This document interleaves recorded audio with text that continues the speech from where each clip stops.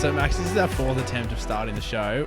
We've tried 3 times already for those listening, and welcome, first of all. But they came in way too hot. We're in a bit of a chaotic mood, aren't we, Sam? We are. We've just gotten off the back of an interview with, I feel like, Australian rock royalty. Easily one of the big names. One of the big names. So you'll see that next week. We can't give away too much because, Almost 3 weeks away. almost 3 weeks away. We're actually packed to the rafters. It's very exciting. It's Hugh Sheridan. That's who we had. Australian rock royalty. What's the other? Rebecca Gibney. Oh, it's Rebecca Gibney. Was Asher Keddy in that show? She was in Offspring. Offspring. Oh. That was a sad show. He gets hit by a car. Well, spoilers. Sorry. That was in at least season 4. You got to keep them separated, mate. Huh. Thank you. Well, yeah, it is exciting. As we said, it's been a big week for the podcast. I Been a mean, bit on. the numbers keep rolling in, so thank you for everyone listening. And we hit the big M on socials. The Chocky Milk. The big M. This is not sponsored by chocolate milk. I wouldn't drink it anyway because I don't like chocolate. He just rolled on that milk. We just lost about 300 listeners, but look, we hit the big M twice. Thrice, technically, if you think about it. Well, yeah, we put a meme up and we hit 2.2 million views. That's a lot of views. That's That's the whole of Brisbane. That's a few people. It's a few. It's more friends than I've had hot dinners, really. How that makes sense is beyond me. But yeah, so thank you to everyone that gives us love on socials. Yep. I'm not about to plug anything. I just wanted to say thank you and thank you for being here. Now let's get chaotic, shall we? Don't plug at 78amped on TikTok and Instagram. Don't do it, Sam. It's not worth it. You just made me snort. Oh, well. Well, it's time to get chaotic because I've just Keep your coughed me lungs narcotic up. habits to yourself, mate. Well, it's certainly not that, but I've started running more. I've been signed up to the Bridge to Brisbane without my consent. Right. It's 10 kilometres, which is a long way. It's just over 9. Up the bridge, too. Yeah, it's a steep bridge, if people know. But I've been trying to run, and I went for a run before, and how people enjoy running, beyond me, first of all. It's a bit boring. It's a boring sport. Swimming and running, boring sports. It is. But at least in swimming, you could be, wet. Well, you are. It's in water. Stop making me cough. But I started running, and every time I run, especially in the cold, I just can't stop coughing. So if there's any medical experts listening, or running experts, because half of Australia's in a run club, let me know, because I'm wheezing when I breathe. Yeah. Which would be great for a podcast. So inbound. Yeah, great. Yeah. You've been listening to anything new, Sam? I have been, Maxwell. Thank you for getting the show on the road. Yep. Been listening to Park Road a lot, which is fitting. Why's that? Because they're on the show this week, aren't they? Nope. Just third time's a charm.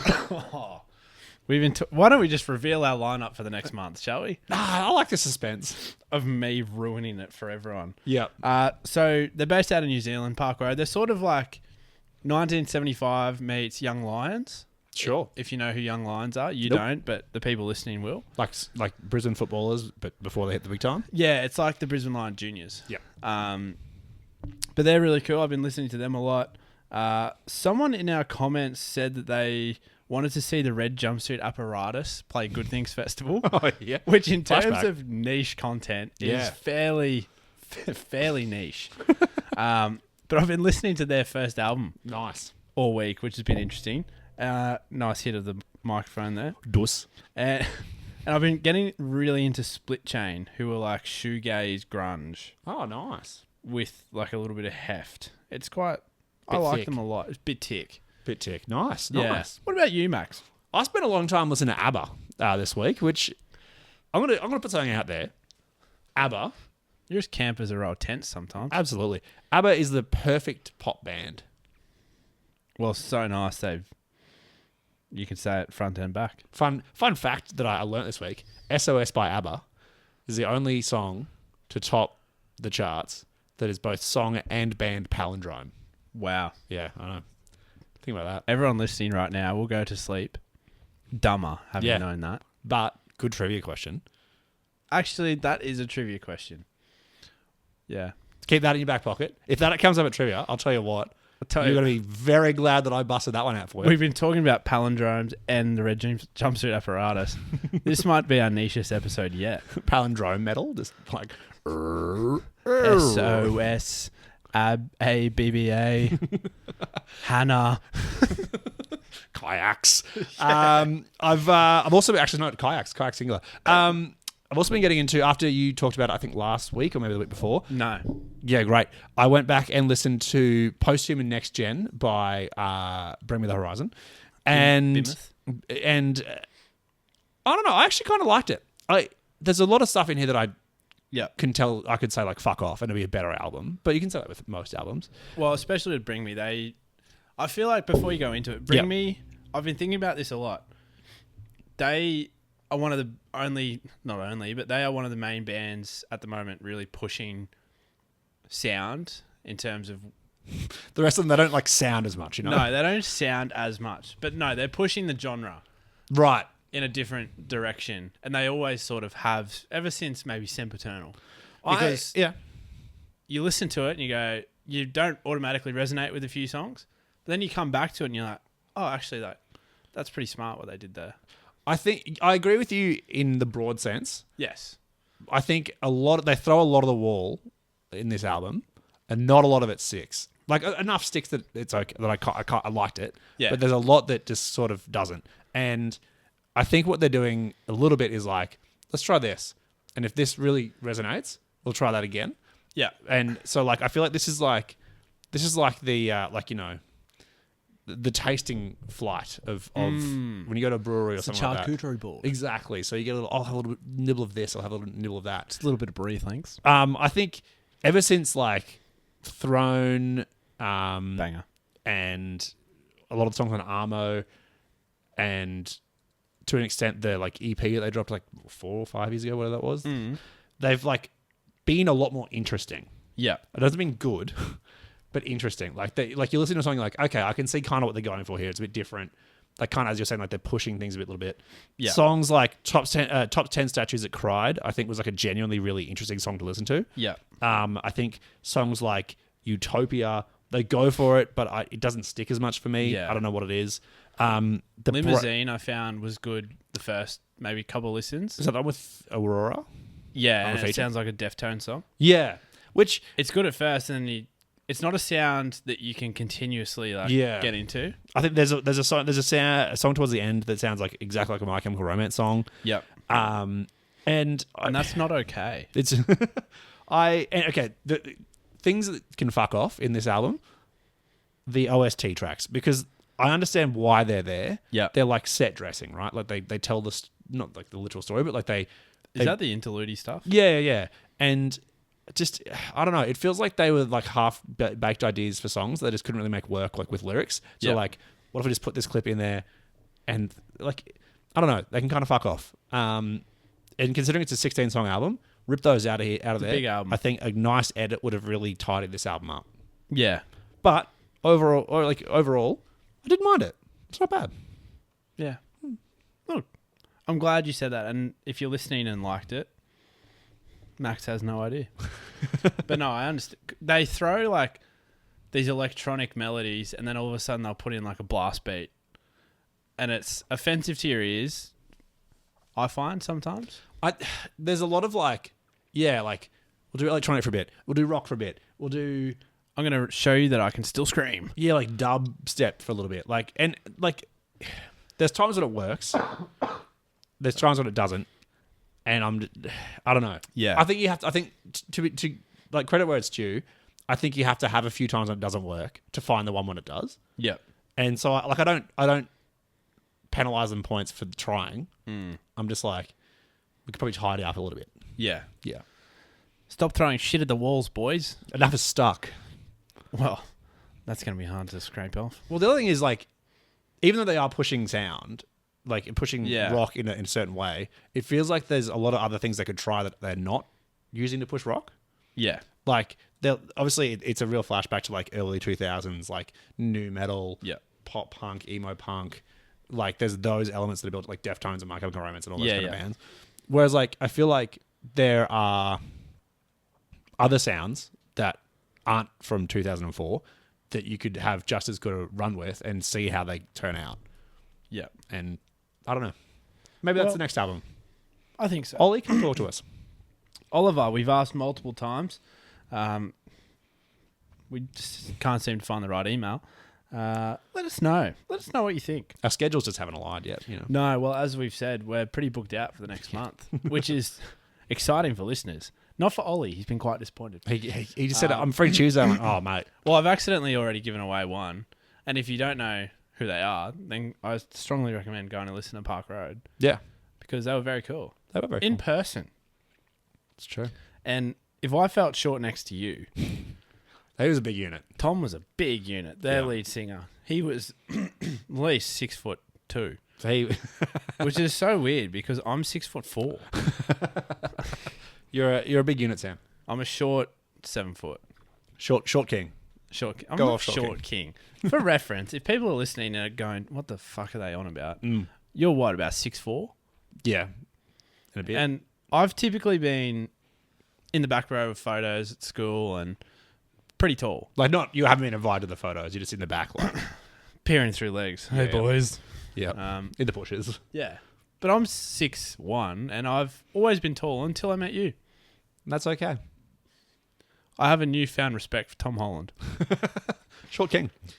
Short king. There's a thing in here that I know nothing about, Max, so I assume you're going to educate me. Yeah, there's two little bits that I want to kind of delve into here. Yeah. Two little tidbits of news. I also was editing the podcast the other day and heard you say titbit, and it really made me giggle. You said, or I said. You said it. I said titbit. Yep. I think I might be in today's interview.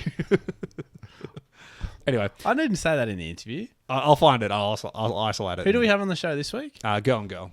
Oh, yeah. Yeah. I believe you said titbit. Titbit. Anyway. Sorry, boobies on the mind. That's neither here nor there.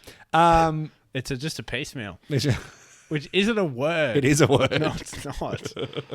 Don't get me started on corporate talk again. Mate, this podcast, if nothing else, will expand your vocabulary. Which is ironic given you stumbled on that. I did stumble on the word vocabulary and also the rest of it. Anyway, this is music adjacent, but very important for the scene. Yes. Strippers searching... classes. Action Man. Yeah. So there's a law firm out there, Slater and Gordon, that are putting together, and this is not a shout out for any kind of law firm. We're not sponsored by Slater and Gordon. No, we're sponsored by Pilot. We're not sponsored by Pilot. Max needs the blue pill. Yeah. So they're basically looking to sue the New South Wales state government and the New South Wales police. Yeah. Over what's now 8 years of what they are saying are, or what they're alleging are illegal strip searches of people at music festivals. Yep. So I'm going to read off here so I don't get the legals wrong. Yeah. But just to clarify everything we say here, we're not legal. There's not legal advice or anything like that. No. We'll refer to the experts. We do have a practicing lawyer. Not here. Not between here, us. but we know one. we do have a law team. Which is weird given... A legal team? We do have a legal team who has told me that I can't call it a law team. But it's ironic given we've got a legal team, we don't get paid for this. That's true. Yeah. It's not about what you know, Sam. No, exactly. Look, so essentially this is covering people that have been at any festival in New South Wales since 22nd of July 2016, which an easy way to remember that one is it was the Splendour Friday that year. So if you went to Splendour in 2016, it's a long time ago. Yeah, that's sort of where it starts up until now. If you were there and you were strip searched by the police on the basis that they believed you were in possession of drugs, you can kind of be part of this. Now, a strip search doesn't necessarily mean a full strip off. It could mean removing clothes that aren't just like a jacket or an outer layer, police looking or touching beneath your clothing, or asking you to show your underwear or move your underwear. So it's to be fair, let's see how this goes. But we've always maintained that having strip searches, sniffer dogs and all that kind of stuff at festivals doesn't help anyone. There's no lives are saved. No drugs aren't taken because of that. Well, if anything, they're taken more. Exactly. Like if anything, it encourages people to make very rash decisions with any substances they might have. Yeah, I was going to say, it creates overdose problems. Exactly. Because they shit their pants and then, this bag of pills, I better discard them. look, and frankly, like, we're not here to advocate or not advocate for drugs, but like what people do in their own time is what they do. What they do in the privacy of their own festivals is up to them. Exactly. But like, I've never been in a situation where I've thought, wow, this would be really much better if there were sniffer dogs walking around here. Or you strip know what searches. would be more fun? Patting a beagle. Like, generally speaking, most people are pretty chill. Imagine the power move. Hey, buddy. Hey, little buddy, come here. Oh, he sat down because he likes me. Oh, I just presented my hand. He started sniffing me. Oh, he sat. Oh, good shake. I'll bleak out the name because for privacy reasons. Many years ago at Big Day Out in I think 2014, we went along and a friend of the show, was in the line with us, and a sniffer dog came and sat down next to him. Uh-oh. And he had to exit the line, and they said, "Oh, look, sniffer dog sat next to you. You need to empty all your pockets and everything like that." Yeah, they got it. He got all his bits and pieces out. He got his phone, wallet, all that kind of crap. And he's asthmatic, so he got his puffer out. And they said, "Oh, that's probably what it is. They've sat down for puffers before." Yeah, and he's like, "Oh, so like, what's the point?" Anyway, the cop, upon seeing his puffer, just stopped searching him. So, like, if he had been carrying drugs, which to clarify, he wasn't. If he had been carrying drugs, just carry a fucking puffer. Like it's so pointless. The point, like, the fact that they're not even like they know the flaws in the system, and they don't do anything to solve it is just a police power play thing. Like, moral of the story, kids: be asthmatic. Yeah. Anyway, I don't endorse that. Yeah, we're not. That's you not really saying... struggle to breathe. The other titbit, if you're Sam Muggleton, is that titty bitty. Following the zoo announcing its closure, RIP, the Queensland state government has announced that they're going to create the office of a nighttime commissioner to work with like all the different stakeholders to make things not shit, apparently. Yeah, right. Which, on the face of it, yay. Yippee! Yay! Government-involved nightlife. Well, I mean, the idea is that it's meant to like cut down red tape and like have someone that coordinates between like the liquor and gaming people and the police and the venue managers and like the arts people and like all those people to like bring it together into one place. And make it streamlined so that if there's like an issue where like, the arts people need to work with the liquor and gaming people to get something done, this person is like the point person on that. So in theory, great, because Sydney brought it about after everyone realised that Sydney sucked. And it's getting better down there, Love that. So if you're a Brisbane local, a Brisbane music fan, a Brisbanean, hopefully it means that things won't be so shit. I'm also still holding out hope that the state government will buy the zoo and do a bit of like a river stage thing with it. But anyway, that's neither here nor there. It's neither here nor there. Sam, you brought something along. Yeah, I do. I've brought in... Well, we talk all the time. We do. About Dragonforth. Everyone's favourite Warhammer band. Princess. I see you haven't touched your hot dog. Princess. Oh, Princess. Do you want to listen to Dragonforth? It's the two R's. Dragonforth? Dragonforth. Dragonforth's playing on the weekend. Full to fly in the flames. It's my favourite song. Guitar Hero 3. Guitar Hero. Heroes of Walk. We could dress up as Foeys. Mum says I can't press the orange button, so if you press that, I can press the other four, and then I can hit the Strombo. But seriously, Dragonforth is my favourite band. But anyway, on that note, to really push the point across, I came across an ad they've done for a mobile game, I think. I just can't believe... I mean, good on them for leaning into the stereotype that is associated with the Dragonforth. I'm sure they made lots of money. Well, World of Warcraft. That's a nightmare to say. If you...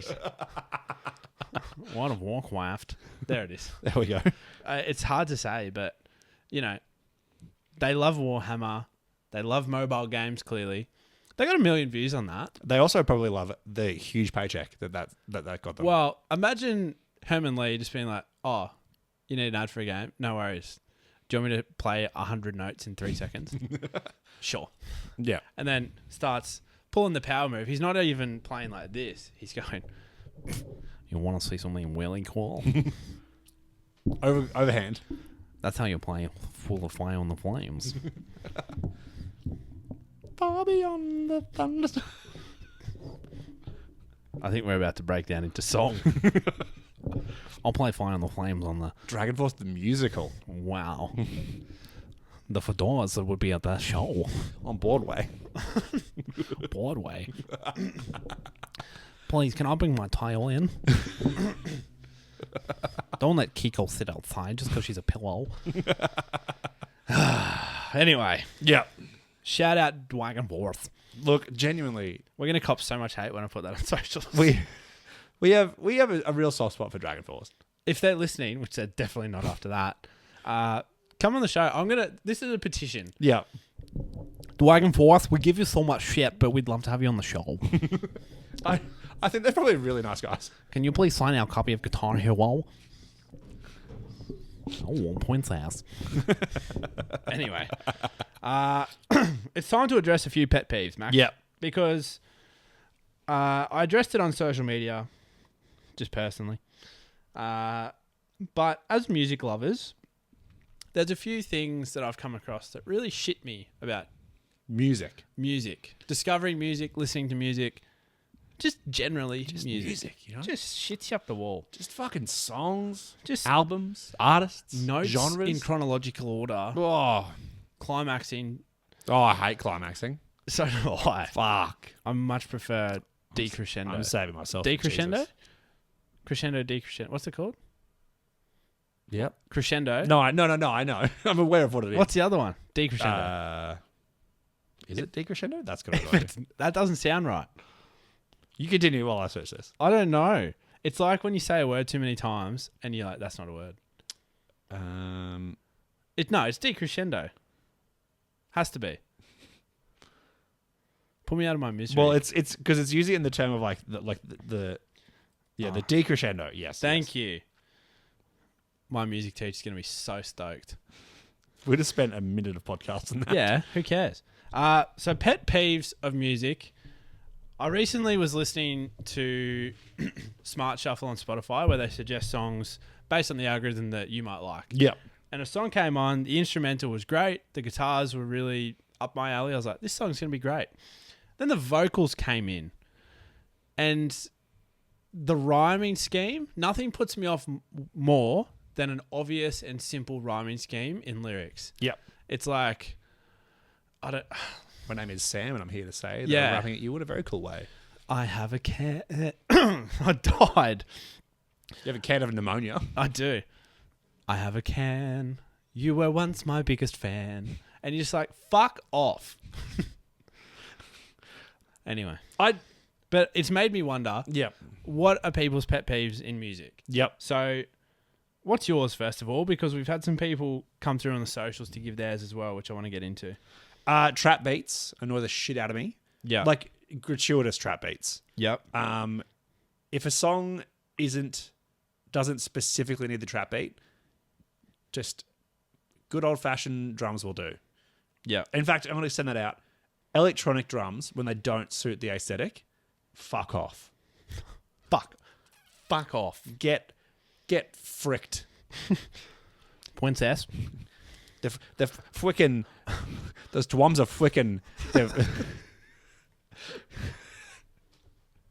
Anyway, yeah, you. Those twins.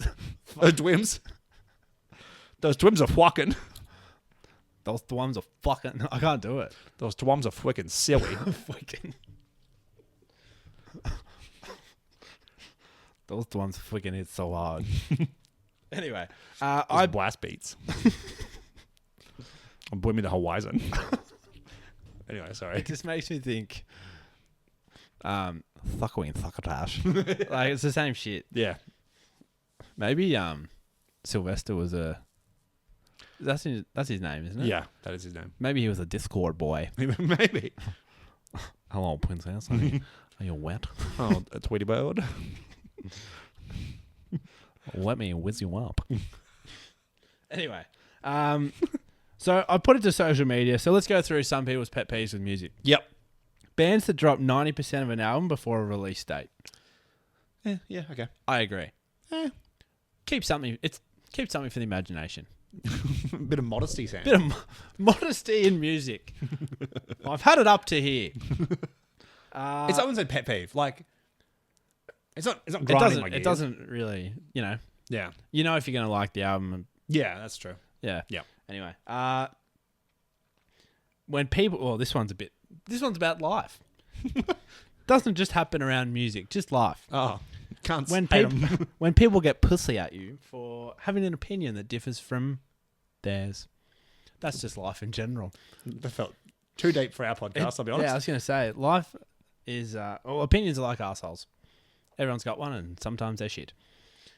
Yes. Or sometimes, I don't know how that goes. Finding a band you really like that only has 1 or 2 albums that dropped 10 plus years ago, knowing they will, more than likely, never regroup. Sure. Yep. Sounds very specific again. But that's also that's just life, That's life. Sometimes you win, sometimes you lose. At least you got those albums. Like the beauty is fleeting. It is. Yeah. Yeah. Title of your new album, is it? Yeah. Yeah, nice. Booty is fleeting. Oh. This one's up your alley. Artificial sounding strings in pop songs make me ill. Depends on the context. If it's a song, Mainly UK. right? Like Ellie Goulding. Yeah, but if sometimes it works, Ed Sheeran. Like Dua Lipa can pull it off with like. It's like when they're playing strings on the keyboard. Yeah. Oh, you want to sound like a choir? I've got a preset for that. If it's gratuitous, yeah, but sometimes it works, I guess. Like it depends on the song. And this one's up my alley. Amazing vocals, terrible songs. Doesn't happen that often. I mean, it actually does. How do we feel about deluxe albums? If you're a fan, get into it. If you're not a fan, leave it alone. Just go back to the original album. I just don't understand the point. It's just like either a couple of live songs or a couple of B-sides that weren't good enough to make the album. Well, speaking about deluxe songs, and this is, I'm trying to do this off the dome because I didn't write it down. Charli XCX released her album last week, I believe. It was the album Brat. It was heading to number 1 on the UK charts. Her first time getting to number 1, debuting, and taking off. And everyone, the whole industry was like, "She's gonna do it. She's gonna hit number 1." She didn't hit it. Guess who stopped her? Taylor Swift with her deluxe album. Dropped a deluxe, the 5th or 6th version of the deluxe album that put Tortured Poets Department back at number 1 just to stop. She hasn't said it explicitly, but. You reckon she's done it to stop? Well, she also did it to Billie Eilish, to stop Billie Eilish's album from going to number 1 like a couple of weeks back. So in some ways, that's why you do a deluxe album, to really fuck with people. You just can't do that. It's just... I have many opinions about that woman. Yeah. I got one for you that I kind of touched on earlier in the episode. Interludes. Yeah. Waste of space and time. Good on a vinyl. Yeah. Because it's, it either fills up space at the beginning of the song or like... Then you got to flip that shit. But like, if you've got an extra minute left on one side, add it in, that's fine. Or maybe it gives a bit of a breather between 2 songs when you're listening through the album. Yeah. But on a digital release, scrap that shit. Well, no one's saving it. Because no one's saving it. People on... the number of people who listen to music as full albums on digital release these days is minimal. And have it... I think that's like a nice extra thing to have... On the vinyl.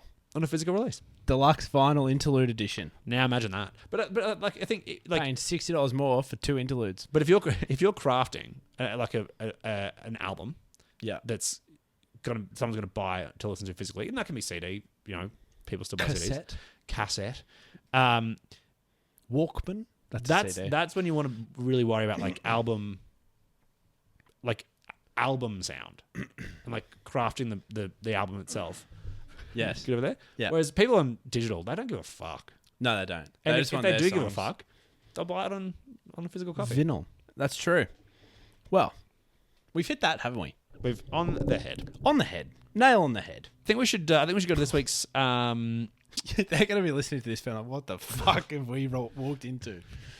Kai from Go and Girl, Brisbane band, local heroes. We got them on the show to have a chat about their Nice. Thank you. Their debut album, Call a Doctor. And I think you led us in on this one. No, I think you did. Maxwell, once again, you've rinsed me for being late and for having technical difficulties. So I've already apologised profusely to our next guest, but I'm going to ignore your critique. We can save that for off-air, Max. So I am going to introduce... Always wise. I was in the middle of an intro. That's rude. We're going to take that offline. But without further ado, we are joined by Kai from Brisbane Rockers Girl and Girl. Welcome to the show. Hello. Thank you so much for having me.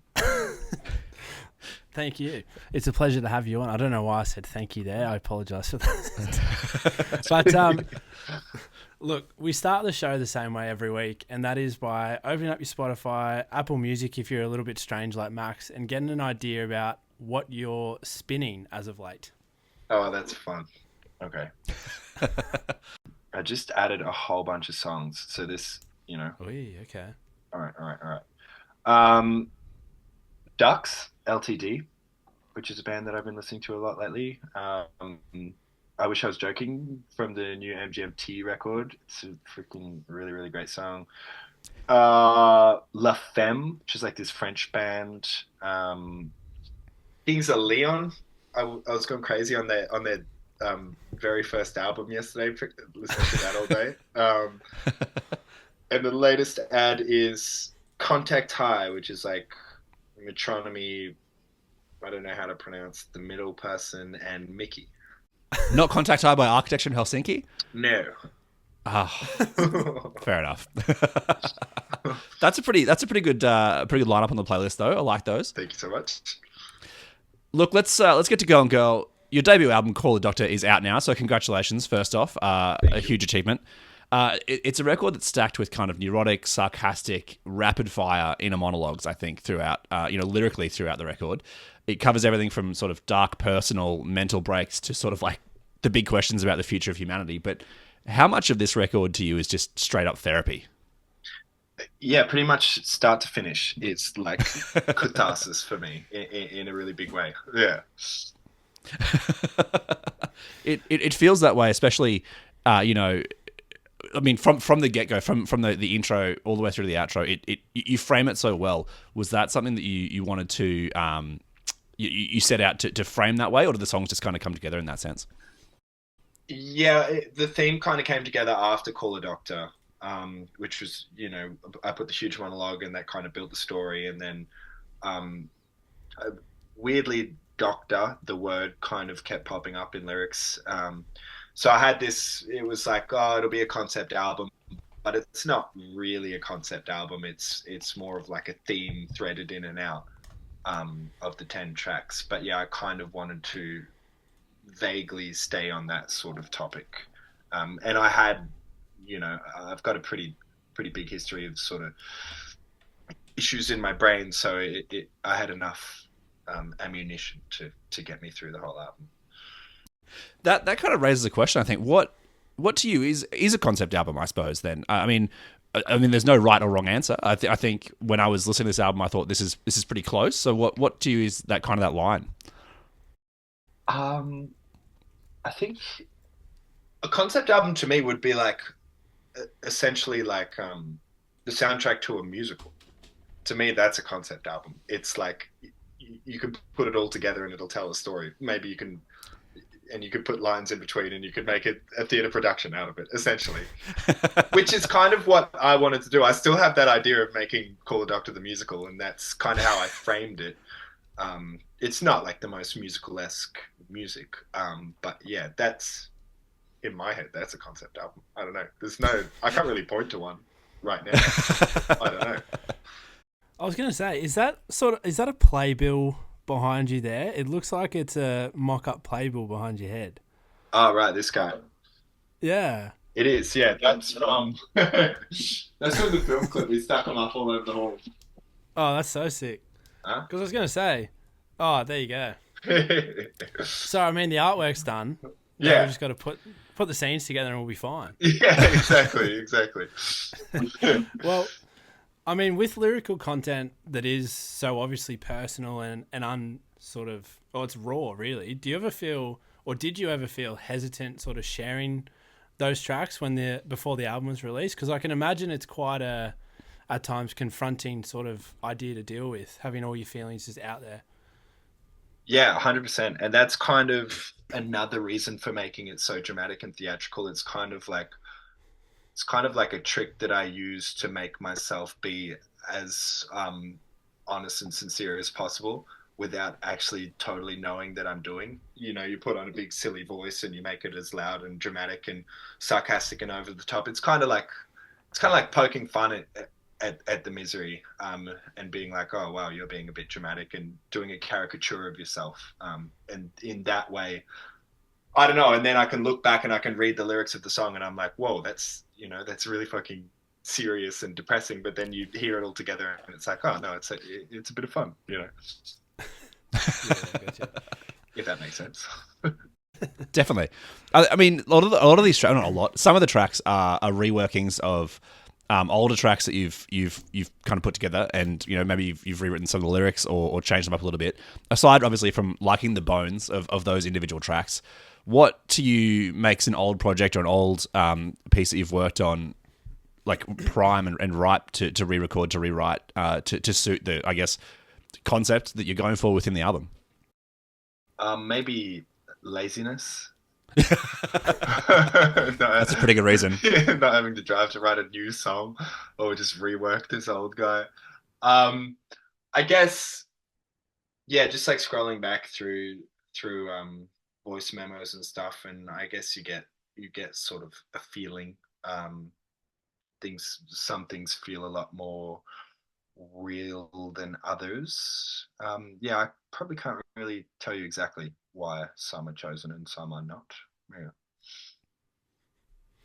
Well, if you don't mind, I want to shift gears slightly here, because you've just come off the back of a huge North American tour with Royal Otis, who are bigger than Ben-Hur at the moment. They're arguably the most talked about Australian band in the scene right now. And when you play into those packed rooms in America, what was the reaction like? Was there a bit of crossover between the fanship when you were, generating a little bit more following through the Royal Otis crew, or, how did they receive the music? Yeah, definitely. I think like we got our like the album opens with the intro and Call a Doctor, and that's like an 8-minute it's like a 4-minute spoken word monologue that jumps into this big like fucking rambling silly dramatic song, and we would open every night with that, and the front rows are very confused 18-year-old girls looking for Royal Otis music, not whatever it was that we're doing. But no, we definitely met and found some really fantastic and supportive people, and it was really nice to connect on all of those levels and meet a bunch of new fans. And yeah, I think some people got it for sure, which was really, really nice. Love it. Well, obviously you're back on Aussie soil now, and before you jet off to the UK in later in the year, you're doing an East Coast tour, or here in Australia. I mean, is it for you guys? Is it a bit of a homecoming to be able to play these debut album tracks, especially in Brisbane and the Gold Coast, I suppose? Yeah, definitely. It's always so nice to come back, and play to our pals here in Brisbane, and kind of, I don't know, it's kind of the people that have been there from the very start. So it's really nice to come back and do those kinds of shows. They're always super special. The last one we did, it would have been Black Bear a few months ago for something, maybe for Hello or Mother launch, and that was just surreal. It was so nice to have a full room, and it's slowly turning into people that we know less and less, which is kind of weird, but still, yeah, which is not at all a bad thing. Like I'm happy with whoever comes to our shows, but yeah, it's really nice. You don't have to put as many family comps on the door, Yeah, like proportional to the rest of everyone else. Mum and dad are sick of it, which is great. Was when you were planning out the tour, after a fair few name drops in the album, was the Wesley Hospital cafeteria on the shortlist for venues? No. It's a private hospital. I steer well clear of the Wesley Hospital. I've only ever been in the foyer. Orchid Flower Icon getting an absolute shout in the album. Well, what's my local? I was living in Orchid Flower for like the last 3 years. So, and we were there in one instance, and then they were like, "Yeah, this is a private hospital." I'm like, "Oh, okay, see you later." Well, before we wrap up, last year Girl and Girl signed with Sub Pop, the label, for those listening who might not know, that brought bands like Sonic Youth, Nirvana, The Shins, Fleet Foxes, to name a few, to the masses, really. So, how did it feel with those first meetings, and does it ever feel a little daunting to be listed alongside, iconic names like that? Yeah. Blowout.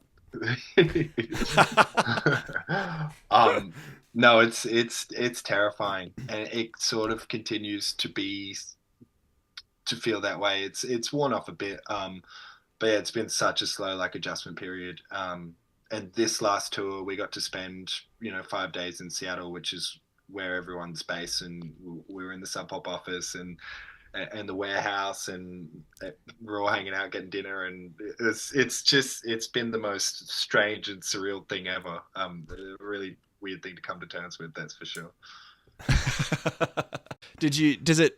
Obviously they've had so many bands that are from Seattle that have come up through Seattle.